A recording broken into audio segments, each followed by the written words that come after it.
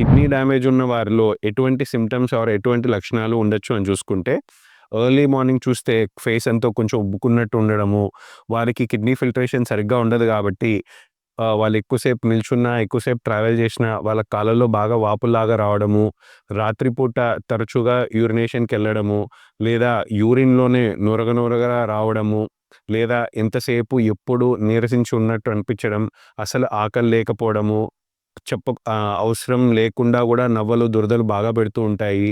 ఇవన్నీ గూడా మనకు కిడ్నీస్ ఫెయిల్యూర్ అయ్యే వారిలో కొన్ని సింప్టమ్స్ అని చెప్పుకోవచ్చు. ఇప్పుడు కరెంట్ జనరేషన్‌లో మనకు వర్స్ట్ రియాలిటీ ఏంటి అంటే, most of the kidney related damage అనేది మనకు లైఫ్ స్టైల్ రిలేటెడ్ చేంజెస్ వల్లనే జరుగుతూ ఉంది.